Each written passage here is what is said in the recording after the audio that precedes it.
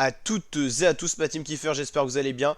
Pour cette nouvelle vidéo, on se retrouve pour le résumé complet de la première étape du Giro d'Italia 2024, Tour d'Italie 2024 qui a commencé ce samedi 4 mai 2024. Vous pourrez le suivre en intégralité sur la chaîne YouTube, donc n'hésitez pas à vous abonner et activer la cloche. 140 km au programme aujourd'hui, on va regarder un petit peu le profil de cette étape entre la ville de Venaria Reale et Torino, 140 km, bien vallonné, vous pouvez le voir sur le profil avec la dernière côte du jour à 3 km de l'arrivée, 1,5 km à 9% de moyenne avec des passages à 16%.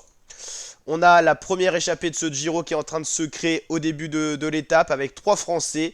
Un de la Arkea, Barre, Nicolas de Beaumarchais pour la Cofidis, Lilian Calmejane qu'on connaît bien de la formation Intermarché ou Anti, qui a déjà gagné une étape sur le Tour de France et également sur la Vuelta, donc il essayera de rentrer dans les 108 coureurs qui ont déjà gagné une étape sur les trois grands tours.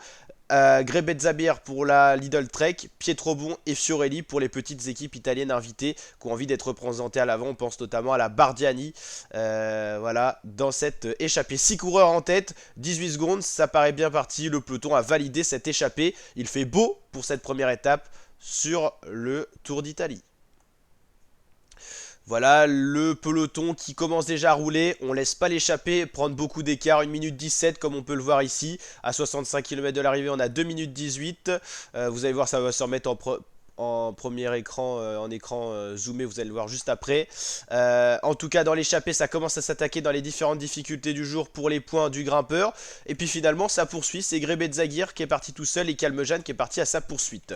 On va voir un petit peu ce qui s'est passé, on va attendre que ça revienne en premier écran comme ça, voilà. Là on est à 33 km de l'arrivée, encore quasiment 2 minutes d'avance pour les échappés. Et c'est Grebe Zabir le plus fort de l'échappée qui est parti tout seul. Derrière en compte Lilian Calmejane et le peloton qui a mis à rouler avec les UAE de Tadej Pogacar. On voit Julien Alaphilippe, l'ancien champion du monde, très bien placé. Ou encore Binyam Girmay, l'Érythréen qu'on voyait bien placé. Les rescapés de l'échappée du jour se font reprendre un par un, tandis que Christophe Laporte est lâché dans le peloton. Il ne gagnera pas cette étape, Christophe, qui est donc distancé. La UAE qui a mis son train en place pour Tadej Pogacar qui est là. Alaphilippe est là devant, ça c'est plutôt une bonne information. On voit ici Attila Valter avec son maillot de champion de Hongrie. C'est Michael Bjerg qui fait le gros tempo. Devant, ça se rassemble, on a deux coureurs rescapés de l'échappée matinale, Grebe Zabir et Calmejane, en duo en tête de la course à 1,30 d'avance sur le peloton. Derrière, on a deux poursuivants, les petits Italiens mais qui se sont fait reprendre, Fiorelli notamment, qui a été repris par le peloton. Donc plus que 2 hommes sur 6 qui étaient présents dans l'échappée matinale sont encore devant. Et on avait 3 Français, on en a encore un devant, c'est déjà pas mal. 1,14 à 26 km de l'arrivée, ça va être dur d'aller au bout. Mais il y a des points à prendre pour le maillot du grimpeur. Et ça c'est intéressant. Michael Bjerg, qu'envoie tout pour Tadej Pogacar, une belle équipe UAE bien représentée. Les Bora sont également là pour Charman, non pas Utebrück, il est dans la Visma Leisebach, Charman et il y en a un autre aussi de la Bora, peut-être ouais, le jeune coureur Lipovic, l'allemand. Et il y a une première surprise déjà, c'est que certains coureurs qu'on attendait plutôt pas mal en montagne, Valentin Paré-Pinte lâché pour la Decathlon AG2R par le tempo UAE, Andrea Vendrame qui a une bonne pointe de vitesse et qui passe bien les bosses. Le tempo UAE, vous l'avez compris, fait du mal et ça continue avec Michael Woods, le vétéran, on peut l'appeler comme ça, lui qui a beaucoup d'expérience, qui est lâché. Et la surprise, c'est Timenham Rensman qu'on pouvait attendre leader pour la Ineos, qui est distancé du peloton à 25 km de l'arrivée. Là, c'est rédhibitoire. Il est distancé. Juju Alaphilippe qui est bien là, Matteo Trentin distancé, ça va trop vite. Ce qui est inquiétant, c'est de voir Romain Bardet, le français, leader de la DSM, qui est là pour le général, à l'arrière du peloton. Image inquiétante, peut-elle va-t-il se replacer, tandis que le rythme UAE, ça ne faiblit pas. 40 secondes d'avance pour ce duo de tête, Grebe Zagir, Calmejane. Et c'est Calmejane, finalement, qui avait été distancé dans la dernière ascension par Grebe Zagir, qui va attaquer pour aller chercher les derniers points attribués pour le maillot du grimpeur. Et c'est la côte la mieux répertoriée, donc il y a quasiment 18 points, je crois, à aller chercher en haut de cette difficulté. Donc s'il passe en tête, il sera le premier maillot de grimpeur, maillot bleu de ce Tour d'Italie. Pozzo Vivo, pour la petite équipe Bardani, qui revient dans le peloton. Il avait été distancé, il y avait eu une première chute, pas très marquante, on l'a pas forcément prise en image.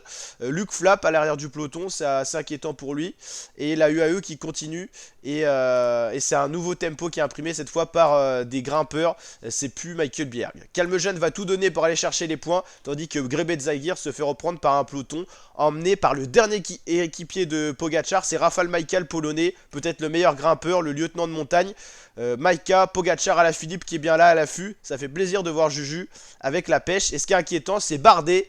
Il y en a un qui a la fête, c'est Alaphilippe. Il y en a un autre qui va moins bien, c'est Bardet qui est à l'arrière du peloton et qui risque d'être distancé. C'est le cas, ça y est, Romain Bardet décramponné à 23 km de l'arrivée. Image inquiétante de Romain Bardet qui va être attendu directement par des équipiers, notamment Chris Hamilton. Majka continue l'effort pour Pogacar. Plus que 30 secondes d'avance pour l'homme en tête. Arensman est en perdition, cette fois c'est fini. Et là on voit Bardet qui est également lui en difficulté, attendu par Chris Hamilton. Mayhofer qui était un des derniers sprinters présents dans le peloton, flap lâché. Ça fait beaucoup de dégâts, on va avoir une grosse trentaine de coureurs dans le peloton, pas plus, alors qu'il restera encore une difficulté. On a 1 km du haut de ce col de la Madeleine, qui est le plus gros col de cette journée, et Majka continue à faire le forcing. Calmejane qui résiste, 20 secondes pour 900 mètres, ça peut le faire pour aller prendre les points. Il n'y a pas d'attaque en plus.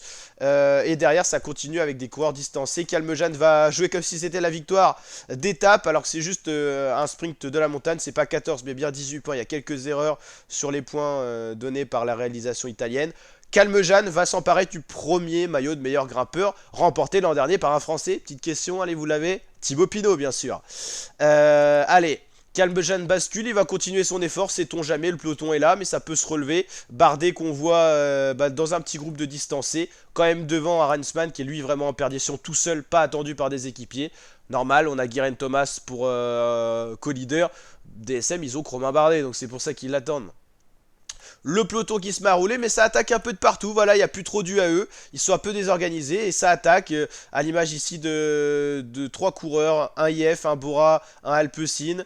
C'est Nicolas Conchi, le Alpecin, et Calmejane qui est toujours devant lui. Et là, on a le dernier débrief pour la dernière côte de la journée. Pogacar, aussi surprenant que cela puisse paraître, s'est placé à l'arrière du groupe des favoris, on le voit là. Il a mis juste Majka à rouler, mais il n'y a plus que lui en équipier. Calmejane toujours devant et un groupe de chasse, Conci, Charman, Honoré, Baudin, Demarquis, Caruso. On a du beau monde là-dedans. Pellizzari, le petit coureur qui a gagné déjà des courses intéressantes dans les cadets, dans les jeunes.